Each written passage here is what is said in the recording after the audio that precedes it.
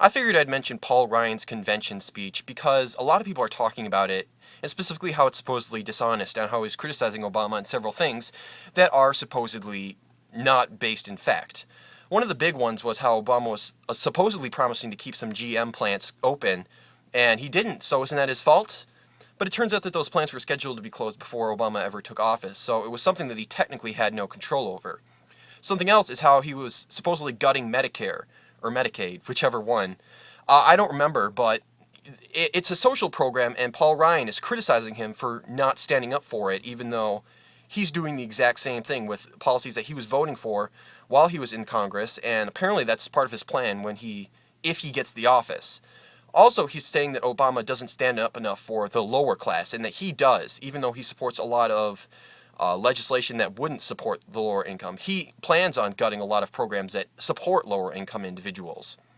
I think that it just amuses me that this sort of thing can happen. I mean, regardless of your politics, he's basically just lying. Even Fox News seems to be calling him dishonest in this instance. I just think that this feeds our mentality, though. It's like America believes that the president is a monarch, pretty much. Like, Obama was running in 2008, and he was promising change, and change we can believe in. And, like, yeah, we vote for Obama, now we have change, right? Or if something goes wrong, you say, Obama messed it up, right? Obama doesn't do everything. The president doesn't have absolute control. A lot of the control is in Congress. They're the people who vote on a lot of bills. They determine whether something passes or not. And if you don't have cooperation with them, then not a lot is going to be done. Or something can happen and you think it's the president's fault when in actuality it's not. In fact, it can be even harder to keep track of Congress because they're made of several hundred members, whereas the president is one person, and you can catch them doing something dishonest and that destroys their credibility. But how can you keep track of several hundred people? Obviously you have to, but that's just because Americans are lazy. We don't care about that. We pretend that we're interested in politics by caring about who's president and who's running for president, but beyond that we don't really care. Nobody cares about local elections or these smaller positions that aren't president. And we really need to. If people really want change, that's what we need to focus on.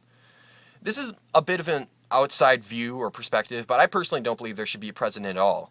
I know that currently the president has special powers like the ability to veto something that's passed by Congress, but overall I feel like it just feeds our mentality that there's just one simple answer. You put one guy in office. He basically functions as a figurehead who is a symbol for what's going on in the country. And if things aren't right, you can blame him and put somebody else in office. But that doesn't solve the problem. There's several hundred people in Congress voting for things that don't help you.